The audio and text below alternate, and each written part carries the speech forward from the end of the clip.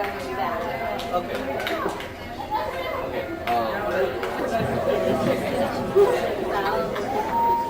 evening, everybody.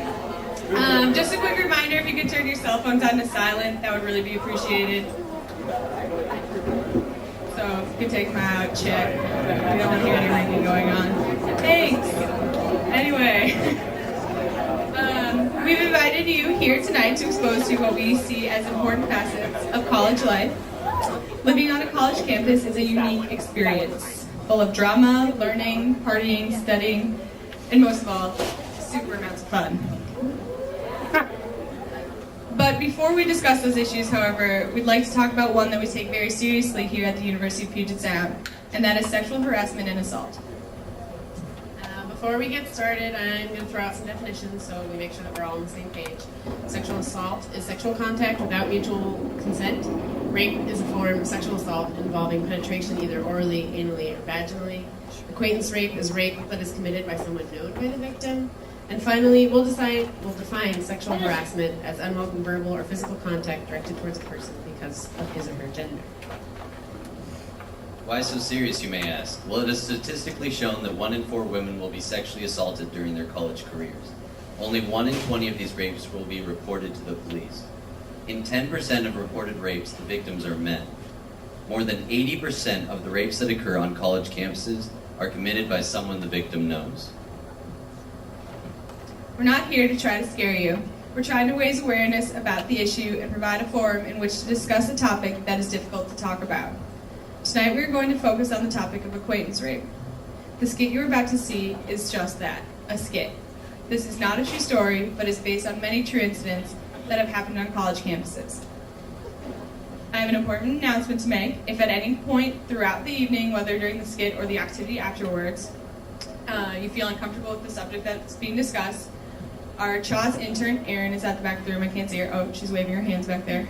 She'll be in the back of the rotunda, and if you can't find her, find Marta in the green shirt, and she will direct you to where she is, and she will be available for anyone to talk to. Without further ado, this is when hello gets out of hand.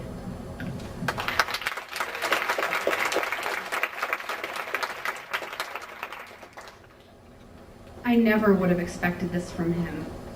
He's been my best friend for years. We've been drinking and playing frisbee together since freshman year. He's never been the aggressive type, you know? He's a really good guy. Are you sure you have the right person? My friends and I are always saying how he's such an awesome guy. You know, maybe she's so traumatized, she just pinned this on the first guy she saw, and she picked him. Yeah, I've heard that. She probably is just looking for someone to blame, or she doesn't remember. Poor girl. I don't know why she'd blame her friend, though. I mean, they've talked a bunch, and I think they've even had sex a couple times before at parties. Yeah, in fact, he was just telling me yesterday how they've been having sex for a couple of weeks now. This wasn't rape. He didn't rape her. I don't know why no wasn't enough. Maybe he didn't hear me. Or maybe he couldn't see that I was trembling. I guess it could have looked like I was enjoying what we were doing. At first I was. I think I was. Maybe it was the beer talking, but I was feeling how I usually do, you know, all tingly. But then the tingling turned into sort of a burning, and the touching turned into groping. Awkward and really painful. Maybe I should have known better. I should have known better. I meant it, though. I didn't want it. I didn't want him to think I was a tease. I really liked him, and I wanted him to like me. But that didn't mean I wanted him to just take me that way. And he didn't hear me. I should have known better.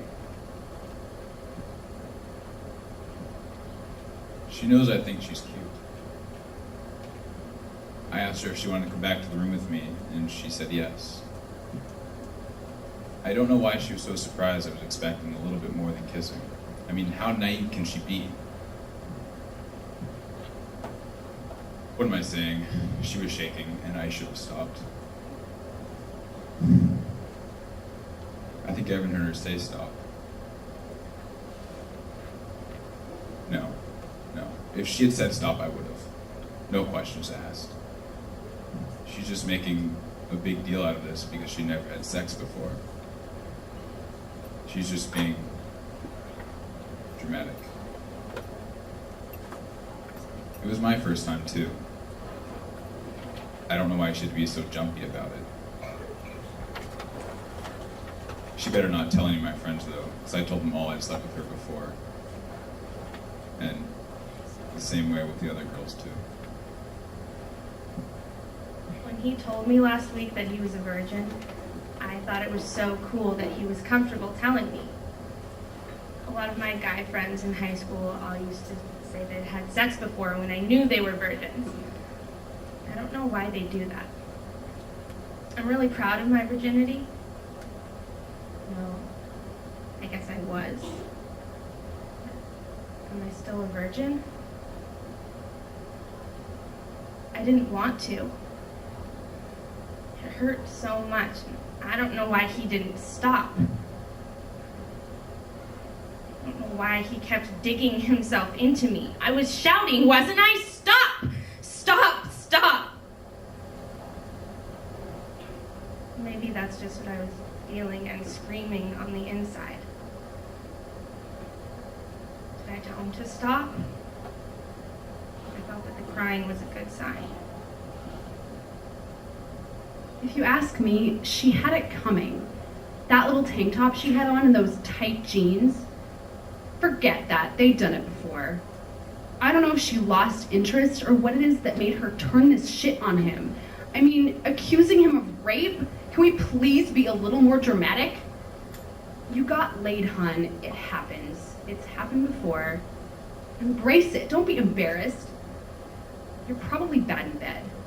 I bet that's it, little prude. When he first told me he thought she was cute, I told him I was impressed he was interested in a girl he'd have to work so hard to get into bed. I mean, I thought they'd have been cute together. I even told him that. But I had my doubts. He likes sex a lot. He talks about it all the time. And I didn't think he could get it from her. She pretty much screams prude. Anyway, I could just tell. You know how sometimes you can just tell? Yeah, I could tell. She's probably just embarrassed.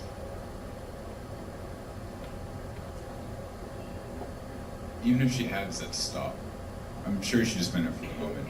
I mean, she was really drunk, and I'm sure she had no idea what she was saying.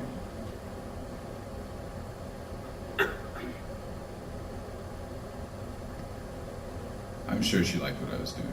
I mean, I was good. Like, it was my first time and all, but I mean, I was really good.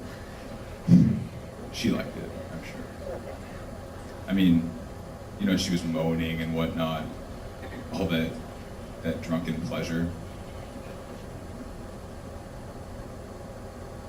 I didn't, you know, rape her, or whatever it is she's saying. I believe him. He raped her. She said no. She said stop. She was crying and she was shaking, and she has bruises on her legs where he tried to pry them apart. She hadn't kissed him before that night. She wanted to, and she wanted to that night. That's why she said okay when he asked her to come over. She wanted to kiss him. And he did. He kissed her. And he raped her. I don't know how to help her. I just want to scream his name from the rooftops and tell everyone what he did to my friend. But that's not going to help her. And I need to help her. And that's not just to make me feel better. When I first found out about it, I told her she had to report it, but she didn't want any more people to find out. And she She wouldn't get him in trouble. She still likes him. She can't separate the guy she used to like from the guy who caused all these problems. At first, I pushed her. I told her, you have to report this. You have to. And then she started pulling away from me. And I know she didn't have anyone else. So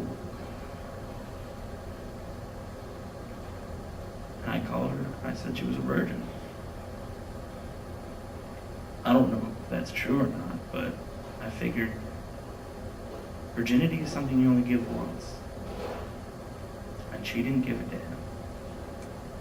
He took it from her.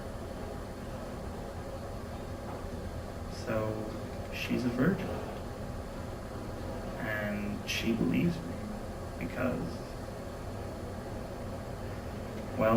I believe her.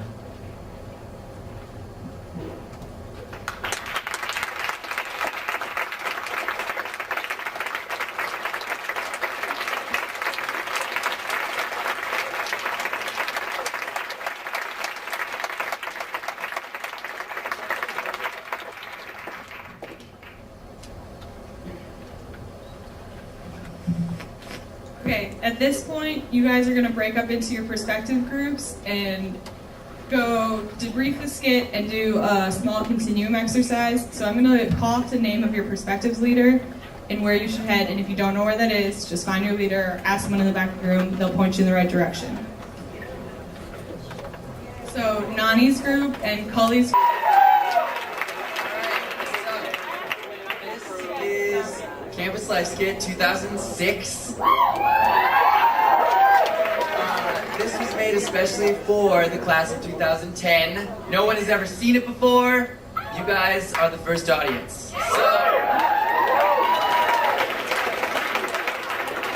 Alright, just so you guys know, since a lot of you probably aren't sure what the Campus Life Skit is all about, this skit is something that has sort of been worked out throughout the years to basically inform you guys on most of the stupid inside jokes that we have here, so that by the end of your orientation, you're just as much a logger as the rest of us. And so, listen closely, there's a lot of really strange things that will make a lot more sense to you. Like, if you guys were to come back and see this next year, all of it would make even more sense. Not to say that you won't absolutely love it, because I kind of directed it, so, I mean, realistically.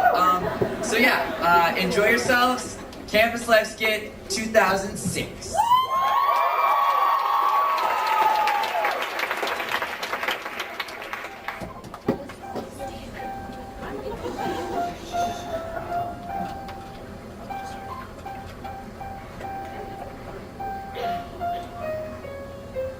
A college in Tacoma. Sounds crazy, no?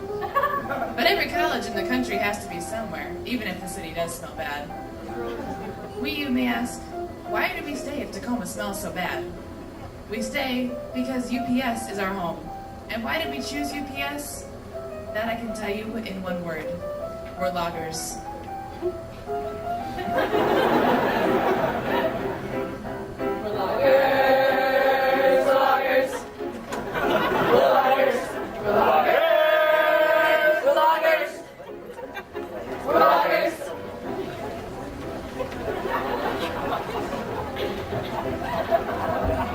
Because we are loggers, we've survived many, many years here on campus.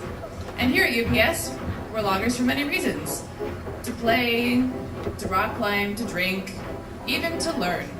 For instance, some of us carry around Nalgene's all the time and wear beanies. And you might be wondering, why do I need a Nalgene, or how the heck am I going to stay dry? And I'll tell you, I don't know. But that's what makes us loggers. And because we're loggers, each of us knows who we are and what Ron Tom expects us to do.